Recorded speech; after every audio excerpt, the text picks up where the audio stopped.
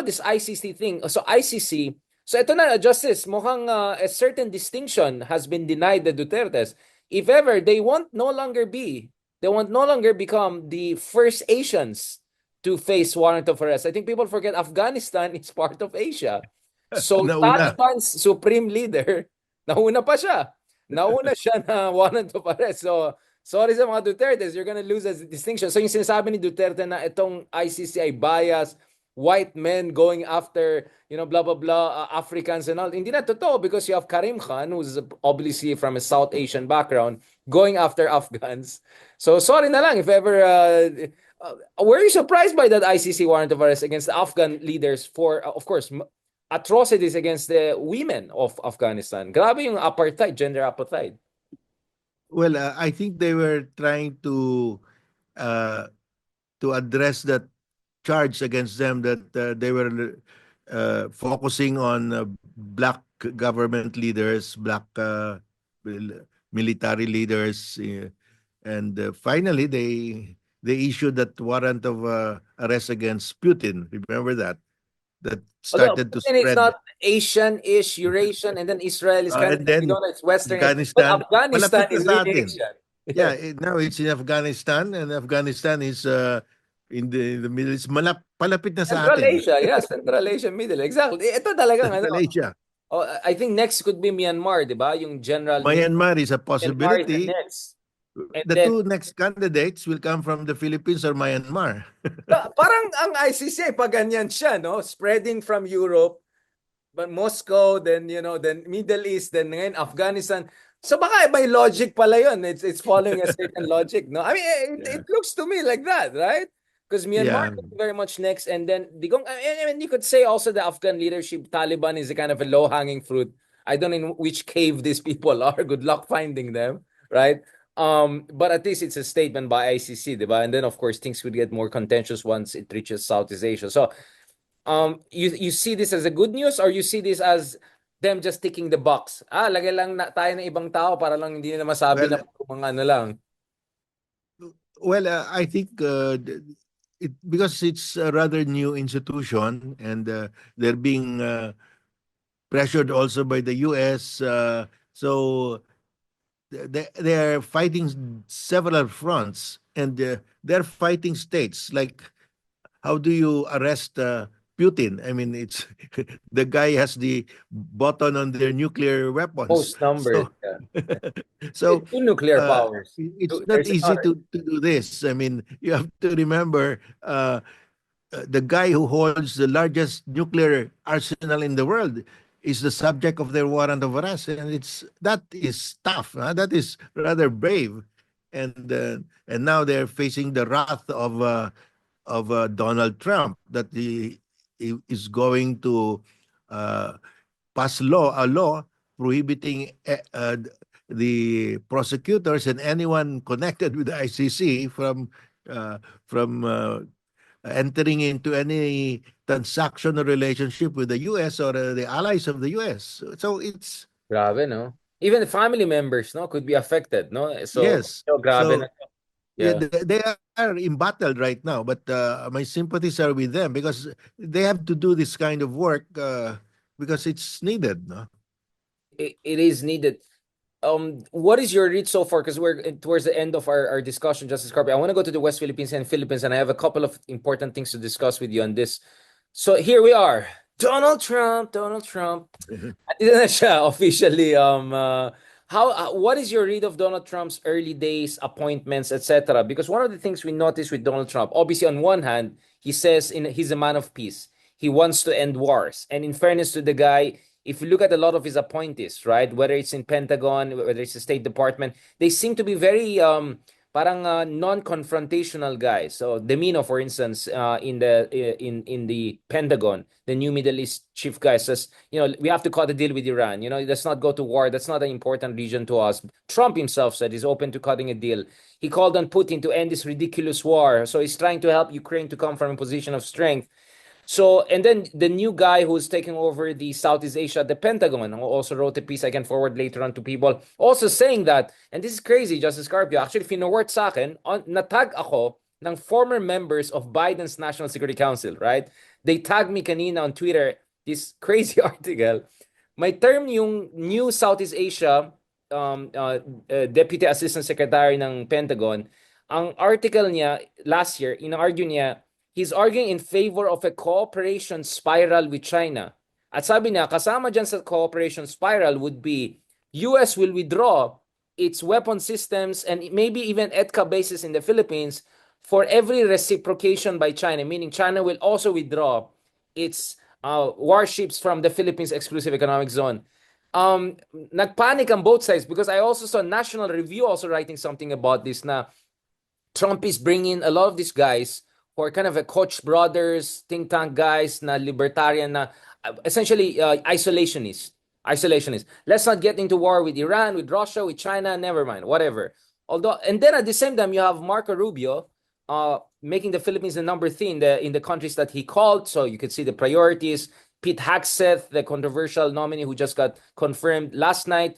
All of them, and Mike Waltz, who just met Gilbert Chodoro in Washington, D.C., all of them naman saying is that China is important and they'll help the Philippines.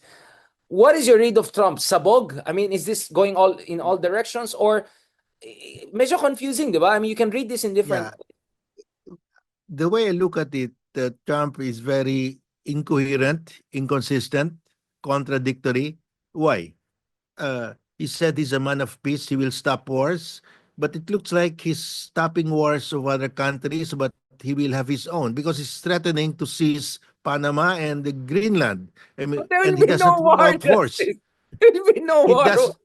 Wala silang laban. Kawawa itong mga bansang to. Greenland, Panama. He's not ruling out the use of force. He said, we will not use force against Canada to make it the 51st state, but we're not ruling out force to get Panama Canal and to get Greenland. I mean, that's exactly the Putin theory. He's like Xi Jinping, he's like Putin. I mean, that's contradictory. How can you be a man of peace? For that, I don't think he will get the Nobel Prize for Peace. He wants to get the Nobel Prize for Peace. He'll never get the Nobel Peace Prize for that statement, for that assertion. Pwede na disqualify siya. So He maybe disqualified himself. he will make the And peace deal with Iran and Russia and then he'll invade Greenland. Kuhan niya yung... Tapos Denmark pa so, yung away, di ba? Which is Catherine Norway. Which gives, and what you said that we are just a pawn here, that they will withdraw their EDCA bases, they will withdraw the Typhoon missiles in exchange for China. I mean, we're just a pawn here in the war, in this in their battle for supremacy. I mean, we don't have a say. That's what they're saying. I mean, what will happen now to the mutual defense treaties of the US with other countries? They will say, oh, we might be next. Japan might think, oh, they might withdraw from Japan, and Japan has no nuclear weapon to defend itself. So people will start thinking like North Korea. We have to, for survival, we have to have a nuclear arms. Everybody will go nuclear. I'm sure the South Koreans won't have a problem at the direction they're going. No, I mean, so this is the tweet, no, by Rosh Doshi, who was the head of the China team at the National Security Council of Biden. So he tagged me kanina, ito yung issue, no, quoting Andrew Byers. So this is the new guy who's gonna lead the Southeast Asia team at the Pentagon. Ito yung sinabi ni Justice, the US might begin a cooperation spiral with China by proposing to remove US military forces or weapon systems from the Philippines in exchange for the Chinese Coast Guard executing fewer patrols in the South China Sea. Fewer patrol. But fewer is the 1,000. They can ramp it up to 1,000 now, and then fewer can be 900. So, well, that's terrible. This is just kanina lang because I missed this one. I was looking at Dimino and a couple of people overseeing Middle East. Because my point is that you have the rise of so-called prioritizers. No, this is led by Elbridge Colby, someone who we had also on this podcast, whose argument is that the U.S. cannot afford fighting multiple wars and multiple powers. So you cannot fight Iran, Russia, China sabay-sabay, right? Oh, and add pa North Korea. So just focus ka lang dun sa pinaka-important in China. So I was seeing everything as part of that. And then suddenly I saw this one. Tinatag ako ng Biden people, National Security Council. Hoy, tignan mo nga to. Ano to? Cooperation spiral. So, tapos point niya, pag China hindi sumunod, ibalik na naman namin ulit yung weapons sa system sa Philippines. Ano ba tingin niya sa Philippines? Open highway? Ay, sorry. Hindi pala nakinig ang China. Ibalik namin yung Typhoon system. Hindi na gets by that time, Duterte took over na eh. I mean, so, this is quite a dangerous thinking. So, I hope this guy, whoever he is, I mean, he's already now in charge, number one na siya in terms of Southeast Asia. So, I hope these people are revisiting some of these views because I just don't see how this is going. But nevertheless, it helps us if Trump avoids war with Russia and Iran, right? Because if he gets into war with those powers, then wala talagang masabi ang US in our part of the world. Yeah, the I think whenever they talk of withdrawing forces, they have to be very careful because that changes the calculation of the countries like Japan, like South Korea, and the Philippines. I mean, if at any time at the drop of a hat they will say we will leave, and what is our guarantee? It's just like you remember the Budapest Memorandum. They told the UK, With the US, Ukraine, right? Give up your and nuclear Russia weapons. Yeah. guarantee the territorial integrity of Ukraine if they gave up the nuclear weapons, and that's what Ukraine did. And the first to invade Ukraine was Russia. I mean, uh, uh, and I think that taught Ukraine a lesson. Huh? That's why they're so fearful that Russia will, if you give Russia an inch, they will take a mile. Right. So yeah, and that should be a lesson for us also that we really, at the end of the day, we have to improve our own internal defense, external defenses, because at the end of the day, things like this could happen. And yung budget din ng, 'di ba, yung modernization 50 billion, 30 billion lang binigay, 'di ba, dun sa budget, parang ang laki din ng kaltas, no? Yeah, of the 50 proposed by BBM himself, they Only deleted gave 30. 15 billion to Yeah. 35 na lang. And that's the West Philippine Sea to modernize the AFP. That's priority. That's national defense. That's national security. So linigay nila sa flood control sa DPWH. Dapat Department of Flood Priority is Control na flood lang. control na hindi mo naman nakikita, and everybody knows what happens there. Parang lalo tayong na-depress. But just to make it more depressing, Marco Rubio also called for a pause in all foreign aid, not forever, but for 90 days to review kung ito ay mga aligned with US foreign policy. So that means mga US aid sa Pilipinas, sa mga everything will be on pause right now. Massive daw ang effect nito in a sense that, of course, first of all, it makes US lag behind China. It gives China a point to come in. A lot of projects are completely disrupted and up in the air right now. The worry is also this will be kind of a loyalty check because the Trump administration is really doing a loyalty check, to make sure that any project, any appointments is completely aligned with Trump's version of what he wants for America or his administration. How dangerous it is for the US to also do this aid pause, just as everyone is doubting America's commitment to the rules-based international order. Yeah, this will have an effect. I mean, on the part of national security analysts all over the world. I mean, uh, to pause your support is a big is a big problem for these countries. What if this becomes permanent? So that's why I said we have to prepare for the day when the U.S. might become an isolationist country because it has happened twice in history. So let us stop Over the reducing line. the budget of our AFP modernization. And, they decided to cut it by 15 billion. And suddenly here, US aid is paused. I mean, if it becomes permanent, what happens to us? We have to rely on our own external self-defense forces at the end of the day. That's our only guarantee. And the DOJ discuss, of course, we'll discuss this more on Wednesday. When God willing, we'll meet in person, Justice, for our OTAC forum. Um, DOJ is talking about a second arbitration case against China. What is your read on that? Is this something closer to what you have been advocating, or is this just another Yes. statement? Well, I've been advocating for more arbitration cases to be filed, but I don't know if they are serious with this one, or it's just they've been saying, the DOJ has been saying before that they are about to file, and we're about to end the first half of the term of BBM. So I think uh, we should pursue this if they have been thinking about this, but I don't see any preparation so far. Last point, Justice, kasi mukhang galit na rin. Lahat tayo galit na. So, in a week or so, there'll be another rally at EDSA. This time naman, hindi yung mga peace rally. Ito yung mga galit rally. Mga galit sa corruption ay kababalaghan.